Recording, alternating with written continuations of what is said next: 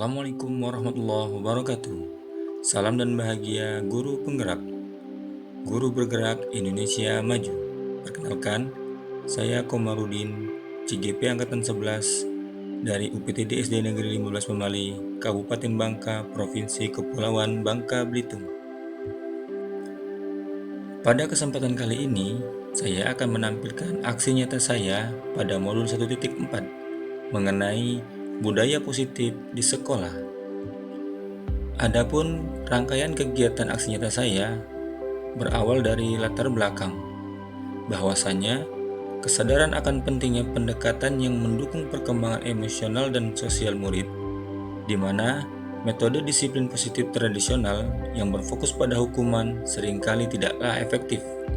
Disiplin positif bertujuan untuk menciptakan lingkungan belajar yang inklusif dan kondusif dengan menekankan penguatan perilaku yang baik, pengajaran nilai-nilai berkarakter, kebajikan, serta membangun hubungan yang positif antara guru dan murid. Budaya positif di sekolah merupakan nilai-nilai keyakinan dan asumsi dasar yang tumbuh dan berkembang sesuai dengan nilai-nilai yang dianut dan diyakini di sekolah. Sekolah sebagai institusi pembentukan karakter pada anak menjadi peluang bagi sekolah, terutama guru dalam membangun budaya positif di sekolah. Tujuan yang ingin dicapai dari penerapan budaya positif di sekolah adalah untuk peningkatan tanggung jawab, kedisiplinan, cinta lingkungan, dan keterampilan sosial emosional pada murid yang tercermin dalam perilaku yang lebih baik, partisipasi yang lebih aktif dalam kegiatan sekolah. Penerapan budaya positif juga diharapkan dapat mengurangi perilaku negatif dan meningkatkan rasa peduli, percaya diri, dan tercipta lingkungan yang bersih, aman, dan nyaman. Adapun tolak ukurnya, yang pertama, terbentuknya keyakinan kelas dan keyakinan sekolah melalui gerakan pungut sampah atau GPS yang dilakukan oleh seluruh warga sekolah. Yang kedua, seluruh warga sekolah mampu melaksanakan keyakinan yang sudah dibuat dengan rasa tanggung jawab dan konsisten. Yang ketiga, terciptanya lingkungan yang bersih, aman, nyaman saat kegiatan pembelajaran berlangsung. Adapun tindakan yang akan dilakukan, yang pertama, melakukan diskusi dengan kepala sekolah terkait gerakan pungut sampah atau GPS. Yang kedua, melakukan diskusi dengan seluruh rekan guru tentang gerakan pungut sampah. Yang ketiga, menyusun struktur organisasi gerak pungut sampah. Yang keempat, membuat lirik tepuk gerak pungut sampah.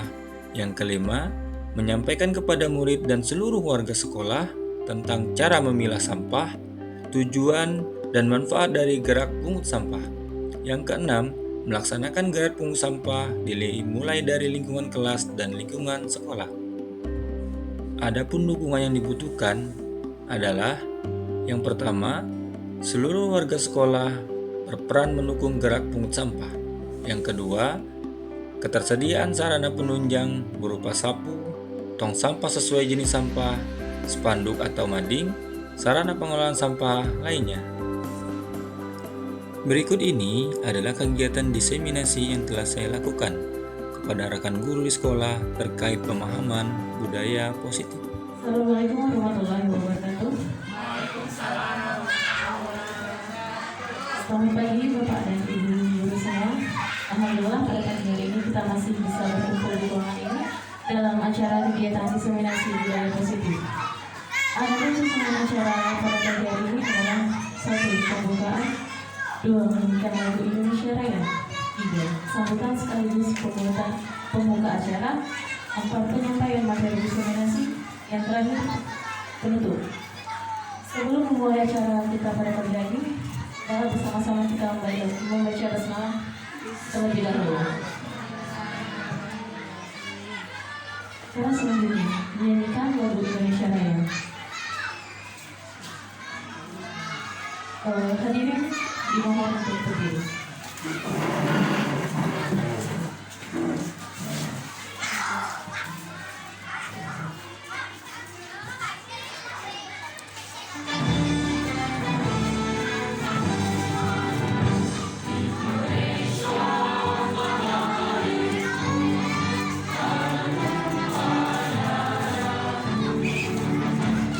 Sana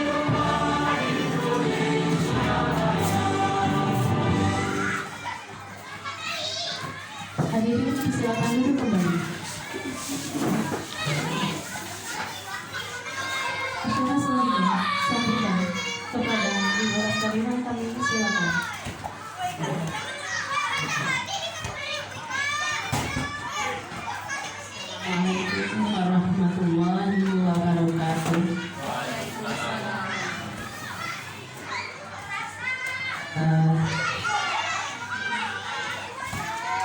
Salawat dan salam kita panjatkan kepada Nabi kita Muhammad SAW, pada keluarga, sahabat. Semoga di akhir zaman kita dapat syafaat dari beliau. Amin ya rabbal alamin. Puji dan syukur kita panjatkan kehadiran Allah SWT, di mana pada pagi hari ini kita dapat berkumpul di ruangan guru SD 15 Pemali dalam rangka diseminasi budaya positif bagi guru penggerak. Saya ucapkan selamat kepada Bapak Komarudin. Bapak Komarudin ini adalah guru PJOK di SD 15 Pemali, masih muda, masih kreatif, terpilih menjadi guru penggerak di SD 15 Pemali untuk yang pertama. Ya, nah sekali lagi saya ucapkan selamat. Semoga dengan terpilihnya Pak Komarudin penggerak yang pertama menjadi semangat bagi guru-guru yang lain, terutama guru-guru muda yang masih produktif. Ya, acara ini menjadi contoh yang baik bagi guru-guru di sini, bagaimana meningkatkan budaya positif di lingkungan SD 15 Pemali maupun di lingkungan masyarakat. Karena ini sangat penting sekali, karena budaya kita ini sudah tergerus oleh kemajuan zaman, ya, oleh kemajuan zaman. Nah, dengan ada acara ini, semoga kita dapat mendidik anak-anak kita supaya berperilaku positif, berbudaya positif. Ya. Hanya itu yang dapat saya sampaikan kepada Pak Komar, dan saya ucapkan sekali lagi selamat dan terima kasih. Untuk ini acara diseminasi budaya positif saya buka.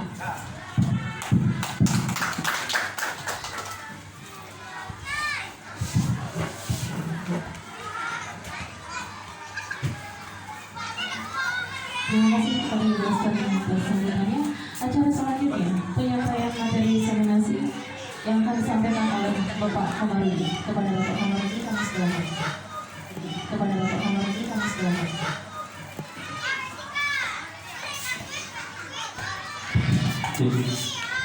Assalamualaikum warahmatullahi wabarakatuh. Selamat pagi, salam sejahtera untuk kita semua. Semoga di pagi yang cerah ini kita selalu diberi kesehatan dan keselamatan serta rasa selalu bahagia.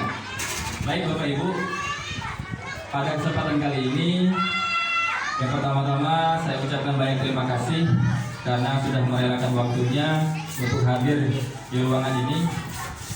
Ini merupakan salah satu tugas saya di guru penggerak, yaitu mendiseminasikan aksi nyata saya tentang budaya positif. Baik,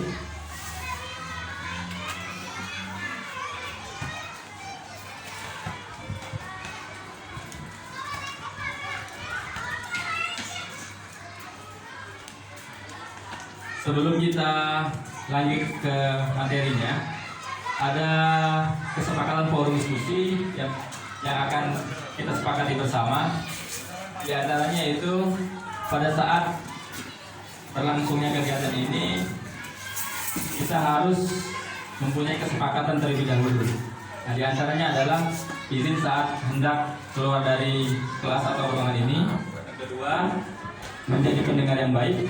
Yang ketiga, mengikuti kegiatan dengan hati yang senang. Mungkin ada masukan lain dari Bapak Ibu untuk kesepakatan kelas ini? Ada? Ada? Oke, kalau kita tambahkan saling menghargai boleh?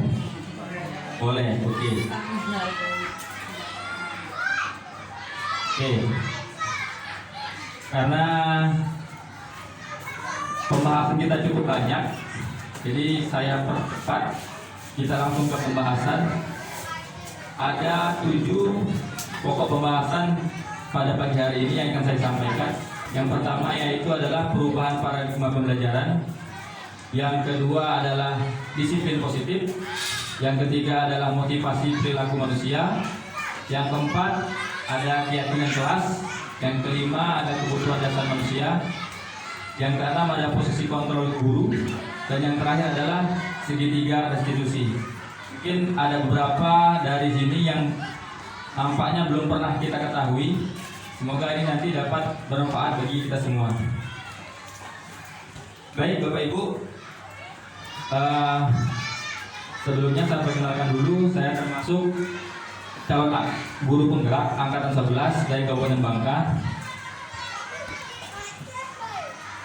Ini pendahuluannya. Filosofi Ki Hajar Dewantara tentang menuntun anak sesuai dengan kodrat alam dan kodrat zamannya dengan mengedepankan budaya positif. Menurut Ki Hajar Dewantara, pendidikan merupakan tempat persemaian benih dan benih budaya dalam masyarakat. Sehingga diibaratkan kita itu sebagai seorang petani, ya, yang mana apabila kita menanam benih cabai, nggak mungkin tumbuhnya menjadi benih pepaya. Seperti itu. Kemudian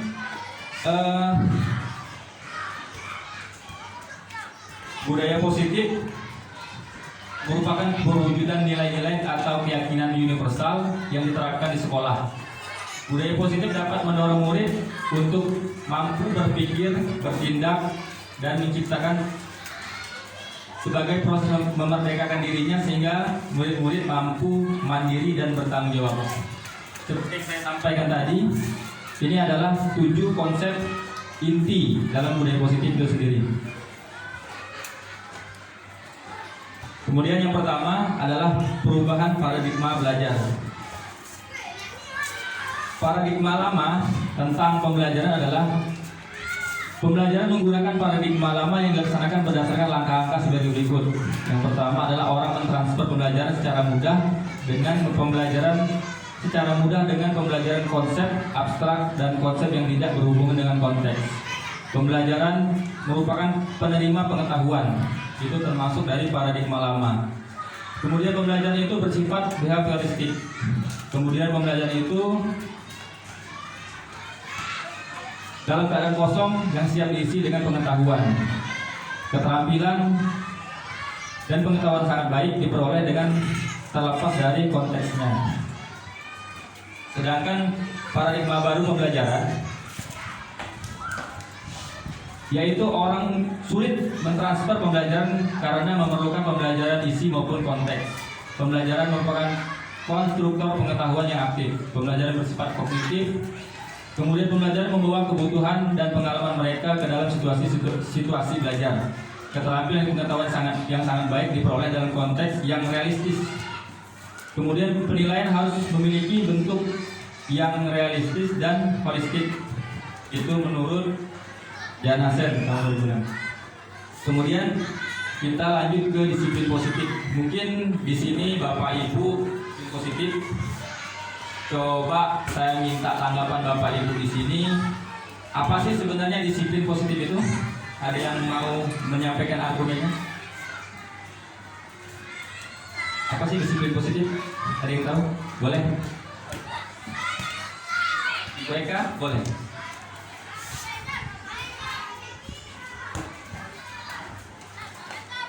Terima kasih kepada Pak Kamar. Menurut saya disiplin positif itu adalah sebuah nilai kebiasaan yang memang keberpihakannya untuk siswa di sebuah sekolah dengan maksud ada tujuannya itu agar siswa bisa menjawab, bisa terbiasa dengan sikap disiplin. Ya, seperti itu Pak Kamar. Oke, terima kasih. Terima kasih kepada Ibu Eka. Coba kita beri aplaus dulu untuk Ibu Eka. Ada yang lain mau beri tanggapan tentang apa itu disiplin positif? Ada? Pak Bagas? Boleh. Terima kasih Pak Komar. Menurut saya mungkin ya, disiplin positif pada ini adalah sebuah sikap atau sebuah sikap yang ditanamkan terhadap terhadap nilai-nilai positif. Jadi kita itu bagaimana menjaga anak atau siswa itu tetap pada belajar disiplin terhadap hal-hal positif seperti itu. Terima kasih. Terima kasih buat Pak Bagas. Benar sekali. Boleh tepuk buat Pak Bagas dulu. Sejalan dengan pendapat Ibu Eka dan Pak Bagas, bahwa disiplin positif adalah suatu pendekatan untuk menerapkan disiplin dari dalam diri anak tanpa hukuman dan hadiah. Disiplin positif lebih ke disiplin diri yang memiliki motivasi dari dalam dirinya sendiri. Nah, biasanya kita ini anak itu disiplin karena takut dihukum. Anak itu datang pagi ke sekolah karena takut dapat hukuman kalau terlambat. Kemudian anak itu suka mengerjakan PR tepat waktu karena dapat hadiah. Nah, itu merupakan suatu motivasi yang didapat dari luar. Sedangkan kalau disiplin positif itu lebih ke disiplin dari dirinya sendiri yang memiliki motivasi dari internal dalam dirinya. Adapun tujuan disiplin positif yaitu menanamkan motivasi yang ketiga pada murid, yaitu untuk menjadi orang-orang yang merdeka dan menghargai diri sendiri dengan nilai yang mereka percaya. Yang kedua, kita ke motivasi perilaku manusia. Berkaitan dengan motivasi perilaku manusia, ada 3 motivasi perilaku manusia. Yang pertama, sejalan dengan disiplin positif tadi, yaitu untuk menghindari ketidaknyamanan atau hukuman. Biasanya kita sering kita melakukan sesuatu itu karena takut hukuman. Kita memakai helm takut kena razia, bukan keyakinan kita untuk memakai helm demi keselamatan.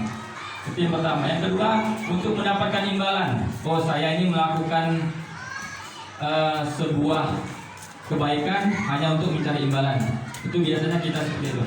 Yang ketiga adalah untuk menjadi orang-orang yang mereka inginkan dan menghargai diri sendiri dengan nilai yang mereka percaya. Nah, di poin ketiga inilah sebenarnya perilaku manusia yang lebih baik.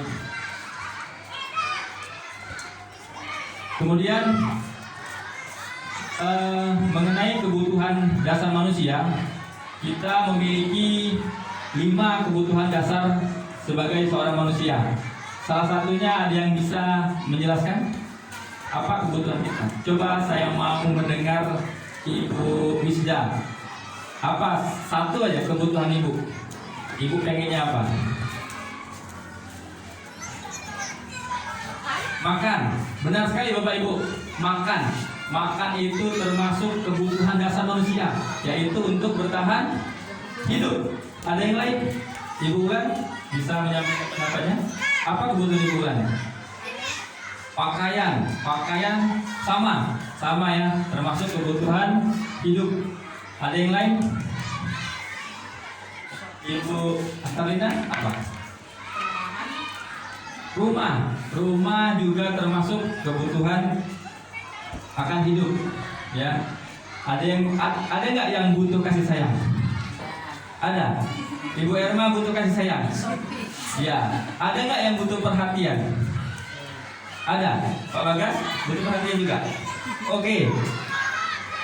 Ini adalah 5 kebutuhan dasar manusia. Yang pertama adalah bertahan hidup. Benar yang disampaikan oleh Ibu Wisda, kita itu butuh makan, butuh pakaian, butuh tempat tinggal. Bu Erma juga ada tadi, butuh rasa kasih sayang dan diterima. Kemudian butuh penguasaan dan butuh kesenangan. Yang terakhir adalah butuh kebebasan. Seperti itu. Nih, ini ada sebuah contoh kasus. Apabila ada seorang anak yang mengalami kelaparan dan orang tuanya tidak membawakan bekal untuknya, maka kebutuhan bertahan hidup tidak terpenuhi. Gitu. Jadi kalau ada di sekolah anak kita yang suka ngambil bekal temannya atau minta bekal temannya setiap hari, itu kemungkinannya adalah kebutuhan dia adalah bertahan hidup karena orang tuanya tidak membawakan bekal. Oke, seperti yang disampaikan Ibu Bisda tadi, butuh makan. Ibu Asterlina menyampaikan butuh rumah. Ibu Ulan juga menyampaikan butuh pakaian. Itu termasuk dalam kebutuhan bertahan hidup. Selanjutnya, di kasih sayang atau rasa diterima. Itu juga ada contoh kasus seorang anak mengambil bekal temannya karena dia merasa senang teman-temannya memperhatikan dia. Jadi dari kasus-kasus setiap kasus itu pasti ada yang melandasinya. Kebutuhan apa yang mendasari si anak tersebut melakukan perbuatan yang menyimpang. Kemudian kebutuhan akan kebebasan. Ada contoh kasusnya yaitu seorang anak yang bosan dengan bekalnya setiap hari. Nah, jadi anak tadi yang mengambil bekal temannya bisa jadi disebabkan karena dia ini bosan dengan bekalnya setiap hari dengan lauk yang sama. Makanya dia suka mengambil atau meminta bekal dari temannya tersebut. Kemudian penguasaan. Di kasus yang sama juga, kemungkinan besar anak yang melakukan tindakan tadi karena dia merasa hebat. Terus temannya jadi takut gara-gara dia setiap hari minta bekal terus. Dia pengen menjadi penguasa di antara teman-temannya tadi. Kemudian kebutuhan dia bisa juga akan kesenangan. Anak ini mengambil bekal temannya karena kesenangan dia. Dia dengan mengambil atau meminta bekal temannya itu merasa senang dia. Padahal dia sudah diberi uang saku, dibawain bekal dari rumah, tapi dia masih mengambil bekal temannya. Bisa jadi penyebabnya karena dia kesenangan akan apa yang dilakukannya itu. Baik Bapak Ibu, kita sedikit sebentar.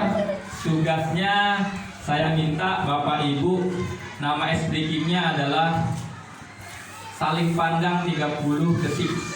Boleh berdiri sebentar, saling berhadapan. Tugasnya adalah senyum 30 detik biar kita selalu bahagia. Enggak apa-apa. Oh, tuh belum berhadapan sudah senyum duluan. Silakan. Harus berdiri. Oke. Sudah. Kalau sudah, senyum dan lihatkan senyum terindah. 1, 2, 3. Boleh kan berkedip? Pandang temannya, lihat muka temannya. Ya. Tuh, mulai tertawa. Oke. 10, 9, 8, 7, 6, 5, 4, 3, 2, 1. Oke, boleh duduk kembali. Apa yang dirasakan Bapak Ibu begitu melihat senyum temannya? Senang. Ada yang lucu? Lucu. Oke, terima kasih. Kita kembali ke pembahasan mengenai kali ini adalah keyakinan kelas. Mungkin Bapak Ibu semua sudah tidak asing lagi dengan kata keyakinan kelas atau kesepakatan kelas ya. Cuman bedanya di sini keyakinan kelas itu adalah sesuatu yang diyakini bersama Bapak Ibu. Mungkin selama ini yang kita buat adalah peraturan kelas, bukan keyakinan. Yang benar adalah keyakinan itu dibuat secara bersama antara kita dan murid. Seperti itu. Yang mana penyatuan pikiran antara kita dan murid tadi bertujuan untuk menjadikan nilai-nilai kebajikan yang ada di dalam kelas saat kita akan mengajar. Tujuannya menciptakan pembelajaran yang berpusat pada murid dan menentukan kelas yang diimpikan sehingga murid lebih bertanggung jawab akan keputusan yang mereka buat bersama-sama dan menumbuhkan komunikasi yang efektif antara murid dan guru. Kira-kira Bapak Ibu, dengan adanya keyakinan kelas ini kita mengajar lebih enjoy tidak? lebih nyaman tidak? Karena keyakinan itu sudah kita buat dari awal, sehingga antara kita dan murid dapat melaksanakan dan dapat saling mengingatkan.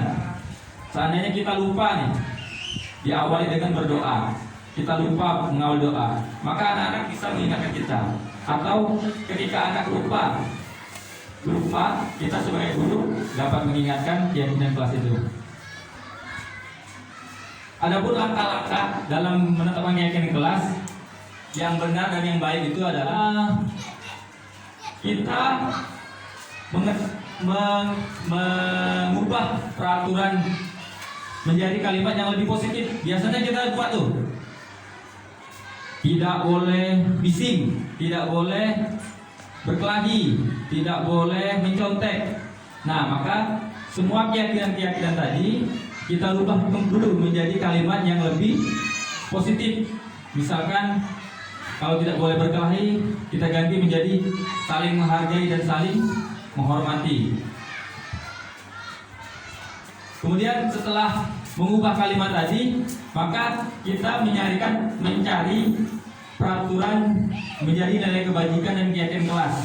Misalkan kita buat bertanggung jawab merapikan peralatan yang sudah dipakai. Itu sudah ada kalimat kebajikannya. Kemudian setelah dapat nilai kebajikannya, kita berdiskusi mengenai gambaran perilaku yang mencerminkan keyakinan kelas tadi, seperti bertanggung jawab, terus percaya diri, saling menghormati, kerjasama, dan lain sebagainya. Kemudian berdiskusi mengenai peran seluruh warga kelas. Selanjutnya meninjau ulang keyakinan kelas dari waktu ke waktu. Jadi keyakinan kelas ini sifatnya tidak ajak, tidak pasti, artinya dapat berubah sesuai kebutuhan kelas kita. Yang kelima, di posisi kontrol guru. Nah, sebagai seorang guru, kita memiliki posisi kontrol, Bapak Ibu. Yang mana? Yang pertama itu adalah sebagai penghukum.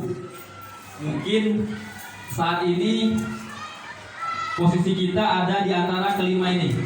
Yang kedua adalah pembuat rasa bersalah. Yang ketiga sebagai teman. Yang keempat sebagai pemantau. Yang kelima sebagai manajer. Nah, Bapak Ibu, ini adalah tabel. Kira-kira di mana posisi kita saat ini yang sering kita lakukan? Biasanya kalau kita berdiri sebagai penghukum, maka guru akan melakukan hal-hal seperti ini: menghardik, menunjuk, menyakiti, menyindir. Ya. Kemudian kalau kata-katanya biasanya lebih keras, nadanya keras, dan kalimatnya seperti itu. Kalau kamu tidak melakukannya, awas ya. Ada ancamannya juga. Kemudian akan menghasilkan siswa yang apa? Siswa yang memberontak, menyalahkan orang lain, dan berbohong. Kemudian ada pembuat rasa bersalah. Mungkin kita juga pernah melakukan ini. Bahasanya sudah mulai agak lembut dari menghukum. Biasanya kita berceramah dulu, berceramah, memberikan nasihat dan seterusnya. Yang akhirnya baru mengatakan, saya kecewa, ibu kecewa dengan apa yang kamu lakukan. Kamu kasihan ya, ibu sudah capek-capek menyiapkan pembelajaran, kamu tidak fokus. Jadi membuat anak selalu merasa bersalah. Kemudian yang lebih ke arah positif itu sebagai teman dan pemantau. Biasanya kalau sebagai teman, kita biasa membuatkan alasan-alasan untuk murid. Seperti kalimatnya, ayolah lakukan demi ibu. Masa kamu tidak mau? Ingat, tidak pernah ibu bantu, seperti itu. Jadi menganggap murid itu sebagai seorang teman. Kalau sebagai seorang pemantau, biasanya kita lebih menghitung dan mengukur. Artinya kita cuma memberikan gambaran aturan saja. Kamu ingat peraturannya? Kalau datang terlambat, silakan kamu lakukan, apa konsekuensinya, seperti itu. Mungkin sudah mengarah ke yang lebih positif, namun ada yang lebih pas Bapak Ibu. Kita itu bertugas sebagai seorang manajer. Dengan cara apa Bapak Ibu? Dengan cara berkata yang lemah lembut dan mengajukan pertanyaan-pertanyaan mengenai keyakinan apa saja yang mereka yakini. Contoh, anak datang terlambat, apakah langsung kita hukum? Tidak. Kalau kita hukum berarti kita sebagai penghukum. Kalau kita katakan kepada anak itu, gak kasihan ya, kawan-kawannya sudah lama menunggu kamu baru datang, seperti itu. Jadi membuat anak itu merasa bersalah. Kalau sebagai teman, kita lebih cenderung memberikan alasan-alasan. Yaudah, gak apa-apa terlambat. Sudah, gak apa-apa terlambat. Lain kali jangan terlambat lagi. Itu sebagai teman. Kalau sebagai pemantau, biasanya yang disampaikan sudah tahu kamu kenapa terlambat, sudah tahu konsekuensinya kalau terlambat. Nah, tapi kalau sebagai manajer, dia lebih ke pendekatan. Ditanya dahulu kenapa kamu terlambat, baru nanti mengenai keyakinan nilai apa yang sudah dilanggar oleh dia, terus diberikan motivasi sehingga dia punya keyakinan bahwa kedepannya dia tidak akan terlambat lagi. Oke, di sini ada contoh penerapan 5 posisi kontrol guru. Itu yang pertama, penghukum. Patuhi aturan sekolah, berdiri di barisan lain. Nah, itu termasuk sebagai penghukum. Yang kedua, sebagai pembuat rasa bersalah. Sudah berapa kali ibu bilang sama kamu, ibu kecewa dengan kamu. Itu kita termasuk seorang yang membuat rasa bersalah. Kalau yang ketiga adalah sebagai teman. Kamu lagi. Kemarin-kemarin sudah diingetin terus. Ya sudah, gabung aja sama dengan temanmu. Lain kali jangan dilakukan lagi. Untung ada ibu. Nah, seperti itu menganggap murid sebagai teman. Kemudian sebagai pemantau. Kalau pemantau, dia lebih mengarah ke langsung ke the point. Kamu sudah melanggar aturan. Terus kamu sudah tahu konsekuensinya, silakan kamu lakukan konsekuensinya itu. Kemudian sebagai manajer, tuh pernyataan kalimat yang benar adalah apakah kamu tahu kesalahan kamu? Terus apa kira-kira pendapatmu? Bagaimana cara memperbaiki kesalahan kamu? Nah, Bapak Ibu, dari permasalahan-permasalahan tadi, maka dapat diselesaikan dengan baik dengan cara menerapkan segitiga restitusi. Kira-kira ada gambaran nggak? Ada yang pernah dengar atau pernah tahu nggak apa itu segitiga restitusi? Nggak ada. Oke, Bapak Ibu. Segitiga restitusi adalah sebuah proses menciptakan kondisi murid untuk memperbaiki kesalahan mereka sehingga mereka bisa kembali ke kelompok mereka dengan karakter yang kuat. Itu menurut dosen. Kemudian restitusi ini bukan untuk menebus kesalahan. Restitusi adalah sebuah tawaran dan bukan paksaan. Restitusi fokus pada solusi dan dapat mengembalikan murid yang berbuat salah pada kelompoknya. Nah, ini adalah segitiga. Baik Bapak Ibu, yang ketiga adalah menanyakan keyakinan. Biasanya kita sebagai seorang guru berkata, apa nilai yang kita percaya di kelas atau sekolah kita? Yang kedua adalah nilai-nilai universal apa yang telah kita sepakati. Itu kembali ke kesepakatan kita di awal Bapak Ibu. Setelah kita sepakat dengan anak, maka kesepakatan itulah yang kita tanyakan kembali. Terus, kamu ingin menjadi anak yang seperti apa? Kemudian, apa yang akan kamu rasakan ketika kamu melakukan itu? Kamu menjadi orang yang seperti apa? Biasanya kita tanyakan lagi, kedepannya kamu akan melakukan apa? Gitu. Jadi, membuat kesadaran di dalam dirinya sendiri. Baik Bapak Ibu, itu rangkaian rangkaian kegiatan budaya positif yang mana seluruh rangkaian ini dapat tercipta dengan baik apabila adanya kolaborasi dari seluruh warga sekolah, baik kepala sekolah, guru, murid, dan orang tua, sehingga keyakinan positif itu dapat menjadi sebuah budaya yang dapat dilaksanakan di sekolah maupun di rumah, menjadi sebuah kebiasaan, bukan hanya sebuah keyakinan saja, akan tapi sebuah kebiasaan. Oke Bapak Ibu, mungkin hanya itu sedikit penjelasan dari saya. Terima kasih atas waktunya. Saya ucapkan wassalamualaikum warahmatullahi wabarakatuh.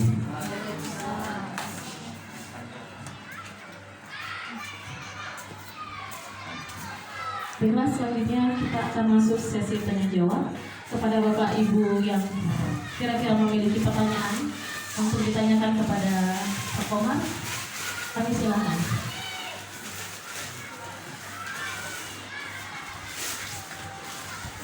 Terima kasih atas kesempatan yang sudah diberikan Pak Komar.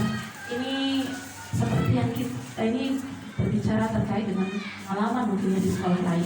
Ini sekolah lain. Nah, terkadang sebagai guru ada mungkin dari segi tiga institusi yang Bapak tampilkan tadi, ada di fase identifikasi tadi, sebenarnya sudah masuk ke ranah itu.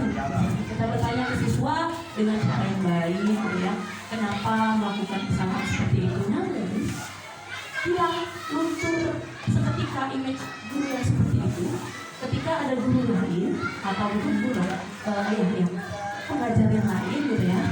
Anak itu boro-boro dia mau menjelaskan alasannya sudah dikat dulu sama gurunya. Gak usah banyak alasan. Terus kayak ini terus. Anak tidak diberikan kesempatan untuk berbicara, untuk ngomong, malah dikata-katain di situ.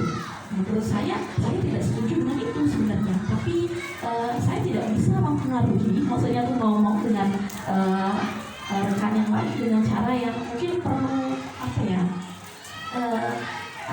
kolaborasi atau bagaimana. Jadi yang saya tanyakan, bagaimana cara menyampaikan, menyamakan persepsi terkait dengan hal itu.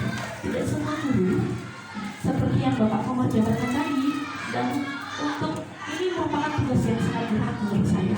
Baik, Bapak, Ibu, terima kasih kepada Ibu Eka yang sudah menanyakan sesuatu hal yang luar biasa.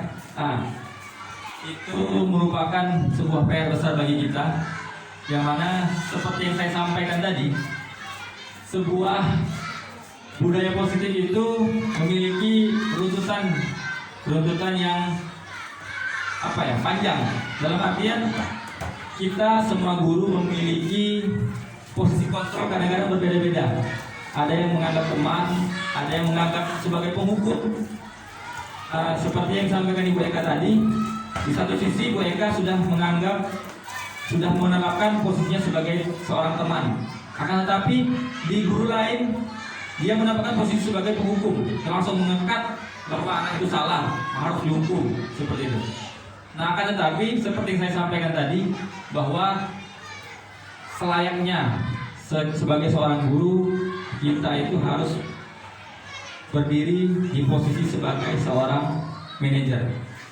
Kalau kita semuanya berdiri di posisi manajer, maka untuk berkolaborasi dengan teman-teman yang lain, menyamakan persepsi itu lebih mudah. Berbeda halnya kalau kita menempatkan diri kita sebagai seorang pemberi rasa bersalah, terus teman yang lain sebagai posisinya adalah sebagai manajer, maka akan berbeda Bapak Ibu. Yang satu beranggapan seperti ini, yang satu akan seperti ini. Nah, pada kesempatan kali ini saya menyampaikan tentang destinasi positif ini, destinasi budaya positif, untuk membuka wawasan kita bersama bahwasanya yuk kita samakan persepsi mengenai disiplin positif dengan cara mengetahui, ternyata sebagai seorang guru saya ini harus seperti ini. Terus setiap kejadian, setiap perilaku anak yang menyimpang ini pasti didasari oleh 5 kebutuhan dasar tadi. Pasti itu. Nah, pada saat segitiga restitusi lah kita menggali informasi. Kira-kira si anak ini melakukan sesuatu tindakan yang menyalahi aturan itu dilandasi karena apa? Setelah kita mengetahuinya, baru kita akan dapat solusi dari permasalahan si anak ini tadi. Jadi di sini saya titipkan kepada kegiatan kolaborasi. Artinya kita bekerja sama dengan rekan sejawat, guru dan murid untuk memahami posisi kontrol itu, sehingga kita dapat menyelesaikan suatu permasalahan dengan cara yang baik, agar anak dapat kembali ke kelompoknya dengan karakter yang kuat, bukan malah jadi anak yang jadi malah cenderung nggak suka sama ibu tuh, nggak suka sama bapak itu. Nah, tapi begitu kita selesaikan permasalahannya, timbullah dari dalam diri dia bahwa terima kasih dengan berdiskusi dengan bapak ibu itu, saya akan menjadi orang yang lebih baik lagi untuk kedepannya. Seperti itu. Terima kasih.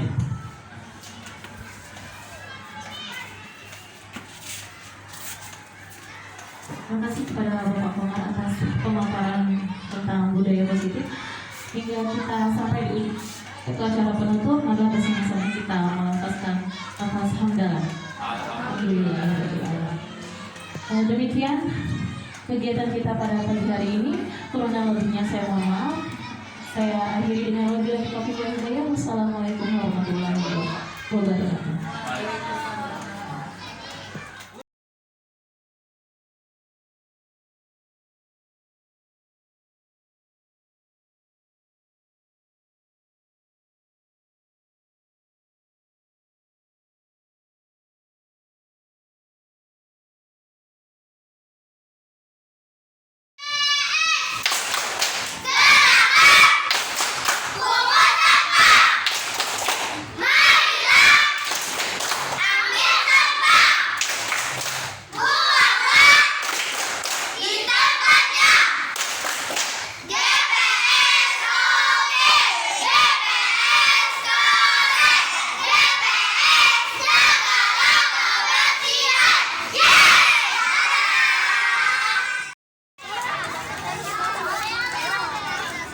Sudah. Assalamualaikum warahmatullahi wabarakatuh. Sudah.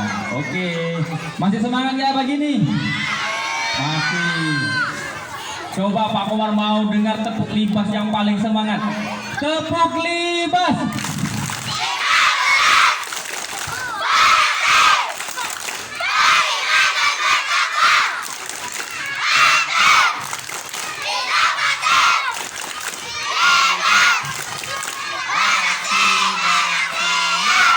Oke, keren ya, keren. Kalau pagi-pagi sudah semangat, mudah-mudahan hari-harinya selalu bahagia. Oke, sekarang tutup mulut. Oke, untuk seluruh siswa SD 15 Pemali, kita ada sedikit pengarahan tentang budaya hidup sehat dan budaya positif di sekolah. Hari ini kita sudah melaksanakan budaya hidup sehat dengan cara senam tiap hari Jumat. Kemudian akan ada namanya budaya yang positif dengan cara Pak Komar mau mengenalkan namanya tepuk GPS. Mungkin kelas 4 dan kelas 5 sudah, cuma kelas yang lain belum. Ada yang sudah dengar tepuk GPS? Apa itu GPS? Oke. GPS adalah gerakan pungut sampah. Tujuannya buat apa? Nanti kalau sekolah kita kotor, jorok, kalian akan mudah terserang penyakit. Tapi kalau sekolah kita bersih, maka lebih nyaman waktu belajar. Jadi tujuan gerakan pungut sampah adalah menciptakan lingkungan sekolah kita agar selalu bersih dan nyaman, ya, dengan rasa sadar diri yang tinggi, kamu akan memungut sampah dengan sendirinya. Oke, bagi yang belum pernah dengar tepuk GPS, kita mulai dengan nanti kalau Pak Komar bilang tepuk GPS. Oh, tepuk dulu ya, kayak tadi. Tepuk GPS. Oke, pungut sampah.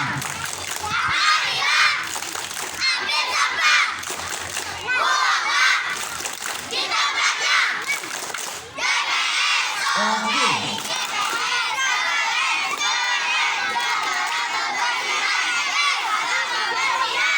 Oke, sudah ada yang hafal, masih ada yang belum hafal. Yang kelas 1 dan 2 nanti Pak Komar masuk ke kelas, Pak Komar ajarkan cara tepuk GPS. Nah, tepuk GPS ini nanti bisa dipakai begitu sebelum atau setelah belajar. Jadi setelah belajar boleh tepuk GPS, ambil semua sampah-sampah yang ada di lantai dan di laci. Oke, tutup mulut. Sekarang biar kompak, kita akan tepuk GPS sama-sama. Habis tepuk GPS, semuanya berpencar seluruh keliling sekolah ini. Ambil semua sampah yang masih berserakan, baik di laci maupun di dalam kelas dan di luar di halamannya. Nanti sampahnya dikumpulkan ke sini, ya, ke sini nanti kumpulkan. Pakai tongnya bawa sini. Itu untuk di awal. Nanti di minggu-minggu ke depan ada namanya sampahku tanggung jawabku. Artinya sampah kita tanggung jawab kita. Punya sampah sendiri, simpen sampahnya sendiri. Rizal dia punya sampah nih habis makan, sampahnya harus dipegang dan disimpan sendiri. Nanti dibawa pulang ke rumah masing-masing biar sekolah kita tidak banyak sampah. Oke, Ayo. Oke, Pak Komar tanya dulu, kalian lagi ngapain nih? Mungut sampah. Gerakan apa namanya? Seru dak? Kalau sekolahnya bersih, seru dak? Wih, sudah banyak belum dapat sampahnya? Sudah, Pak Komar lihat. Wow, keren.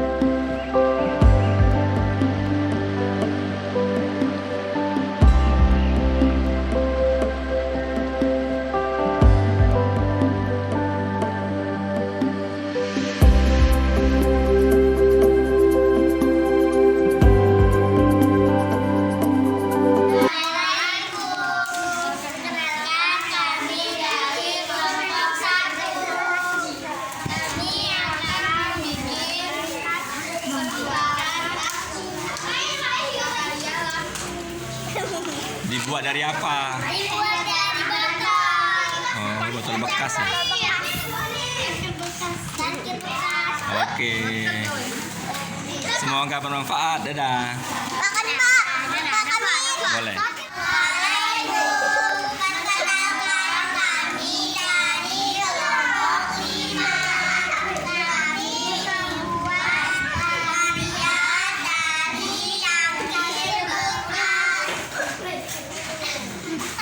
Semoga bermanfaat.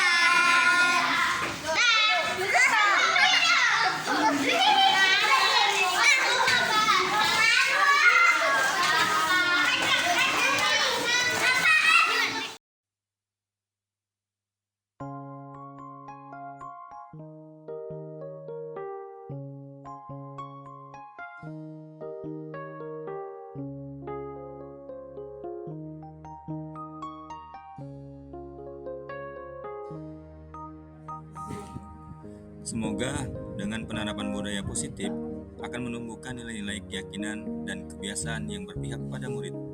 Budaya positif diharapkan dapat membantu murid berkembang menjadi pribadi yang kritis, penuh hormat, dan tanggung jawab. Selain itu, penerapan budaya positif dapat menumbuhkan sikap gotong royong, rasa peduli, dan kolaborasi yang baik antar warga sekolah. Demikianlah rangkaian kegiatan aksi nyata saya dalam modul 1.4 mengenai budaya positif. Salam dan bahagia guru penggerak. Terima kasih.